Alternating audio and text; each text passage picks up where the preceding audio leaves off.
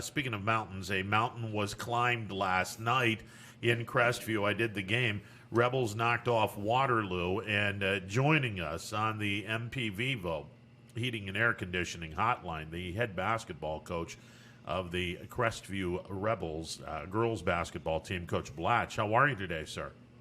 Hey, doing well. Thanks for having me on. Listen, I got to be honest. When I saw last night at the beginning of the game and the officials let the girls play, I was thinking to myself, "Oh, this could be an ugly night." But after a really rocky first quarter, boy, the kids got their A game back in gear and outscored Waterloo 18-4, and you were gone from there. It was definitely physical both ways, and that's something that we need to be prepared for as we come into the tournament. A lot of times officials aren't going to call a lot. I thought it was a well officiated game, but it was tough both ways. So it took us a little bit to settle in.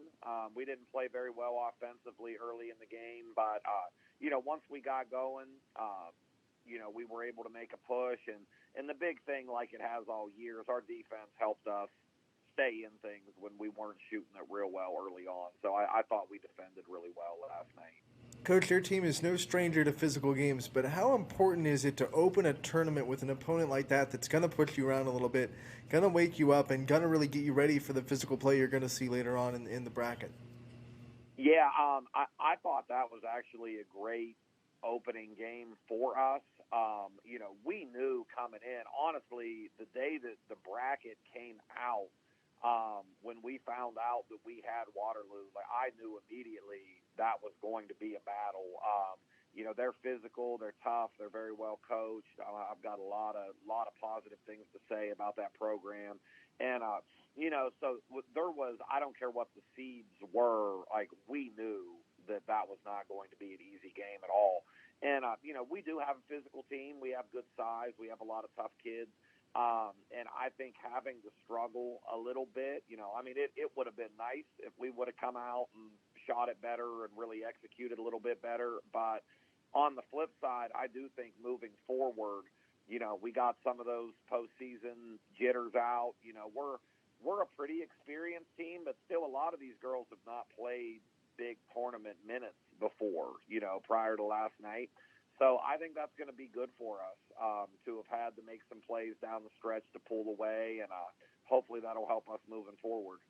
Coach, when Downey hit that three in front of the Waterloo bench in the second quarter, it seemed to get everything into place. And the kid spent more time playing JV ball than varsity. She's just a freshman, but boy, you can tell there's some talent there with young Miss Downey. I'm so proud of Emily. She was great last night. And really, she's been great all year. Like you said, she's been our JV point guard throughout the year. And, one thing we pride ourselves on is being a deep team. We've got a lot of good players. And, we had at different points a couple girls out with injury and illness. And, we felt like Em was ready to step in there and play a few minutes. And I told her, I said, just stay ready. There may be some games you don't get in. There may be some games that you play a lot, but just be ready. And she's done such a great job with that. Every day of practice, every time we sub her in, I make her repeat after me. I said, what are you in there to do? And she says, shoot. She's a talented shooter, and she's, we have to kind of push her to do that, but she came in last night and was shot ready, and I thought that was a huge play. Also, for being one of the smallest girls on the floor, as soon as she comes in, she hustles down 3 loose balls as well. So she's a kid that, even though, her skill level is high, she's a tough kid. Even able to have nights where she doesn't shoot it great. So I thought last night that was a cool moment for her and for me and our team. Coach, this is the first time we've had you on the show, so can you kind of recap the season and how it went compared to maybe your expectations in the fall and the summer when you looked at what you had on the roster? Mm-hmm. Yeah, first of all, I'll say it was a good season because my expectation over the summer was that there'd be no season, to be honest with you. Given the circumstances, I was kind of a skeptic that this was going to work out with COVID. And our team in particular has been very lucky. I'm proud of our girls and their families for taking precautions. And obviously luck's a huge part. I mean, any of us could come down with this at any time, but we have been fortunate. So, we were able to play a full 22 game schedule. So 23, game 23 was last night. We're currently 14-9. It's been an up and down year. We've had some big wins. We've had some disappointing losses, but, we're definitely getting better. We're progressing. Our league is a monster. Just for everybody involved. And, every night in our league, it's going to be a battle. And, the defenses in our conference are so tough that, like for us, Krista Perry's been our leading scorer the last 4 years. She's a great player. And, she's going to see in our conference 2 and 3 bodies on her on almost every catch. And the best players on every other team, it's the same way, because we try to do the same thing. We're trying to take out your best players. So it's a tough, physical, defensive-minded league. I think that has us tournament ready. And another thing is you're playing close games all year. We were able to pull off a couple big wins against a really good Brookfield team. We got a win over a really good Newton Falls team. Last week we were able to come back from a big deficit and steal one against a very good LaBrae team. We beat Cardinal Mooney early in the year. So I'm really proud of our kids, for how they've persevered through a lot of uncertainty this year and how they've just continued to rise to the challenge and get better. And, we knew coming in, we had a really strong senior group with Krista, with Mara Hallis, with Peyton Hoff, and Addison Bandy. But, beyond that, Ashton Hughes got pretty good minutes last year. But, our other girls, Emily Hill and Trinity Miller and Carson Moore and Mckenna Schultz, we just mentioned Emily Downey, on down the list. We weren't sure who was going to emerge coming into the year. And, I think our last few games, we've just kind of worn people down with our depth. So I think that's been a big key for us to develop that depth throughout the season. Coach, one of the things that I've been impressed with doing your games this year is the fact that, okay, everyone's going to want to shut Krista Perry down. It's easier said than done. Krista's one of the better players in the area. But when that is accomplished and she's struggling to get to double digits, you have more than enough talent on that floor at any time to pick up the slack offensively, whether it be Hughes, whether it be Hallis, whether it be Schultz. Downey last night with that huge three that started getting everything falling into place. I mean, you have some talent this year that has really stepped up to the plate, and now early in the year, if you shut Perry down, okay, you get a really good chance at beating Crestview because the scorers around her really weren't playing where they are now. Now, if anyone tries to shut Perry down, you have more than enough talent to say, okay, we're going to beat you somewhere else, and one of these 4 or 5 kids that I just mentioned will get hot, and then you're going to have to start guarding them. That's what makes Crestview really, really tough to beat in this tournament. Absolutely. I fully agree. Krista's a great player.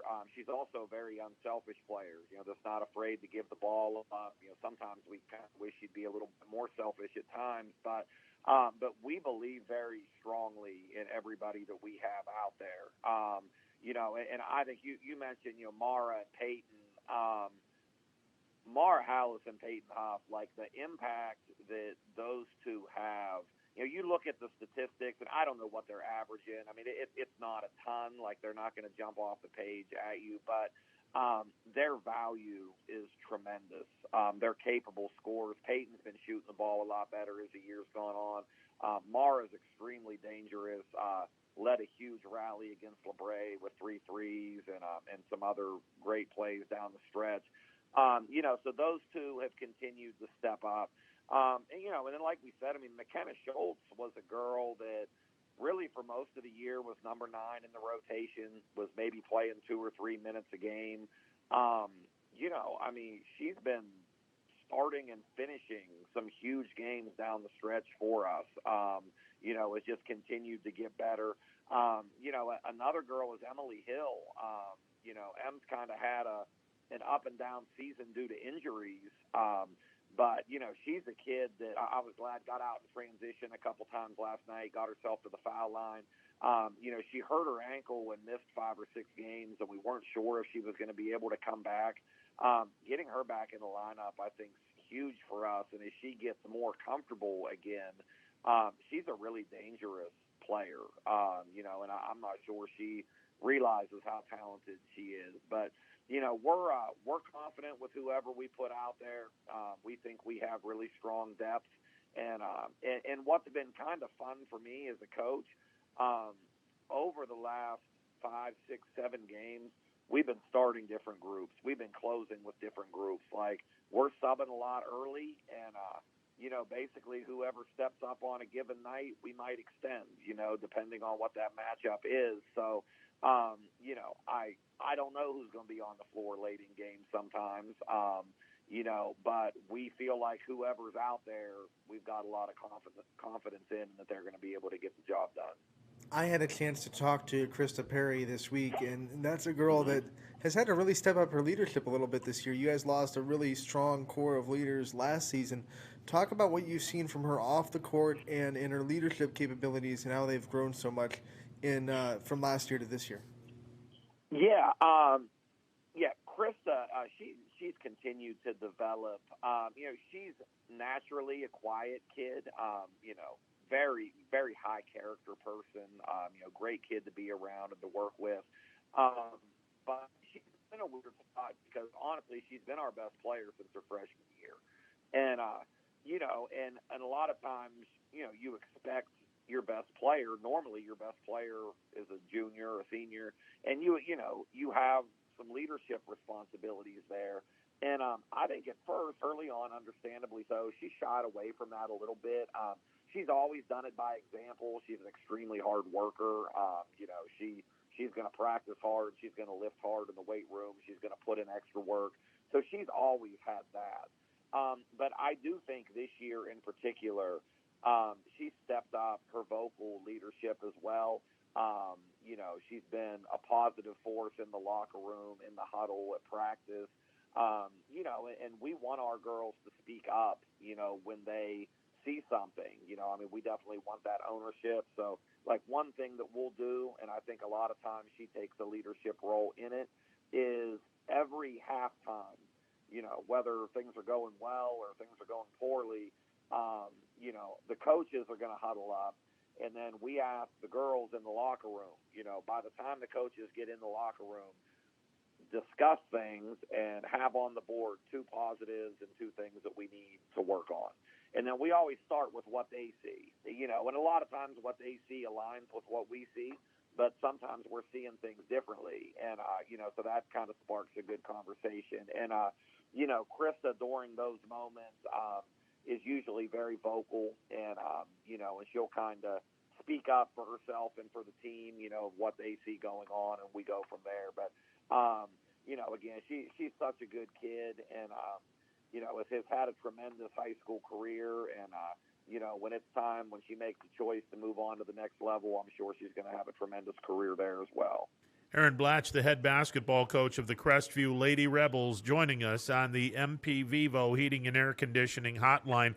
Anthony and I were talking about, you're going to be seeing LaBrae for the 3rd time, and if you get past the Vikings, there is a chance you might see Brookfield for a 3rd time. When you're going up against a league opponent in the tournament, does it make your job easier in that you've already seen them twice, you know what they bring to the table, and in LaBrae's with the Vikings, you saw them a week ago this past Saturday, so it's going to be 1 week. they're going to come back to Crestview for another Saturday afternoon game. Does that, seeing them a third time, does that change some of the things that you want to do, or do you just sit back and say, look, we know them, they know us, let's go? Yeah, it is a little bit different. I don't think there's going to be a lot of surprises either end. I'm sure if you talk to Coach Rowe, I think they're probably going to do what they do, and we're probably going to do what we do. So it's going to become a battle of who can execute better, who can knock down shots and take advantage of opportunities. We've had, not just this year, but in the past three, some really good games, some really strange games against LaBrae. We've been able to pull it out 5 of the 6 times. They put one on us pretty good at their place this year. But there's been some major swings. I think 3 of the games we've been up 20 at half, and they've fought back in to, cut it within a few points. So it's gonna be wild. It's gonna be a lot of fun. But I think that this is a good matchup. I think this is basically a toss-up game. When we played them last week, we're down 15 at half, didn't play very well, fought back, forced overtime, were able to pull one out there. The girls know one another. I do think from a scouting perspective, and I want to give my girls a lot of credit. They're very good at understanding scouting report over the course of the year. Today at practice, we're going to work on some things, but, I don't think I need to say a lot about, hey, this number does this and this number does this. They're going to have that stuff down. So we're just going to do our best to go out and execute. Well, it's going to be that. I mean, if you're fortunate enough to win, it's going to be that way no matter how it turns out, because Brookfield United, you've seen them both this season. Mm-hmm. Does that make you a little, not comfortable, but a little more able to focus on what you do, since you don't have to go and try to chase down film from someone like Cardinal or Berkshire or some of the other teams in this bracket? You kind of know exactly what these teams, whoever they come out to be, bring to the table. You don't have to worry about spending hours on scouting, and you guys can focus on yourselves. Does that make your job a little bit easier, as Ron said in the last question? Yeah, a little bit, I think so. And one thing we've talked about all year, I think we're generally pretty good as far as scouting and trying to take away the opponent's top couple things. But, all year long with the uncertainty of the schedule, I think Krista actually touched upon this a little bit ago. Like every team, we've had games canceled last minute. We've picked up new opponents. So we've said, let's just get better. Let's just focus on ourselves. And it's nice to be able to try to limit what the other team's doing. But, we've got to come out Saturday and just be the best version of ourselves that we can be. Because I think, when we put it all together, and at times we have and at times we haven't, but if we can put 4 quarters together, I don't think we're going to be much fun for anybody to see. I think we have a lot of talent. I think, again, like I talked about, we defend like crazy. When we're moving the ball and when we're knocking down some shots, I think we can play with anybody. So we're going to mostly focus on us. We'll recap some LaBrae stuff, and I'm not even looking beyond that. If we're fortunate enough to get past LaBrae, then we'll play whoever's there on the bracket, and we'll repeat the process then. Coach, you lost one of your players this year to right now an undisclosed illness in Addison Bandy. I know that the girls are extremely tight. This is a really, really a great group of kids that you have. Has there been a rallying cry for winning games to honor their teammate Addison Bandy? I think the best thing that we can do for Addie right now is just support her in whatever she needs. It's a shame. Addie is a great kid, is a really good player.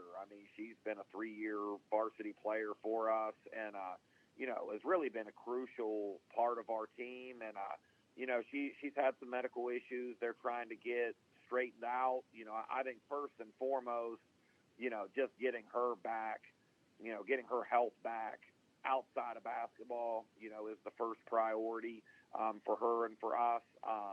If at any point, if she's able to return and get doing some things with us, that's a huge bonus. But, I think, our girls and our staff are just trying to be there for her however she might need, and just kind of reach out and be there to talk and, hopefully, have faith in the medical personnel that they'll be able to get that straightened out for her, because she's a great kid that has big things coming in her future as well.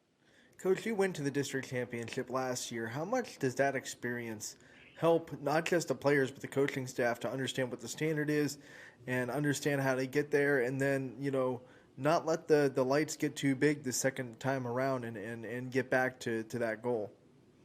Yeah, I think it's huge. I think last year was a great experience for us.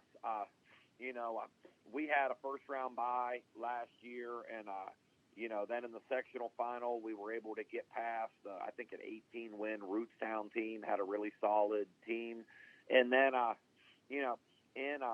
Struthers in the district semifinal, which is what's been the biggest win that we've had here in our tenure, we were able to knock off Liberty, who's given us a bunch of problems and was the 1 seed in the district last year. I think that's a big confidence builder for our girls. And again, we graduated 2 seniors that were a big part of that, but, a large part of our core is back. So several of the girls that we're playing now were on the court playing big minutes during that run. And we refer to that, because it was such a fun atmosphere, the environment, the crowd energy, the bench energy, the celebration afterward, those are special moments for our girls and for our staff. And, we would love to be able to experience something like that again. So, to make that happen, we've just got to keep working. We can't look past Saturday. We're preparing to go out and get LaBrae, but I do think there's maybe a little bit more calm and composure now, having gone through it once, that we do kind of know what to expect. Well, Coach, I know that Larry and I have had an absolute blast during doing your guys' games and the Crestview boys' games, and I won't be there on Saturday, so you got to get a victory over LaBrae so I can keep broadcasting this really fun team to watch. So your job is to beat LaBrae so I can do the district semifinal game wherever the heck the game is, whether it be home or at Brookfield. Absolutely, we're going to do our best, and I appreciate everything that you guys have done for Crestview, for our program, and local schools in general. I think all the time, but especially given COVID and, given some of the restrictions, I can't hear, I've just heard over and over again about how thankful people are that they're still able to watch games and to listen to games and, to get our local players recognized. So, we're big fans of YSN, and we just thank you for everything that you guys have done this year. Coach, go get them, and we're rooting for you here at YSN, all right? Mm-hmm. All right, thanks, guys. I appreciate it. I appreciate it, Coach. There he is, Coach Blatch from the Crestview Rebels.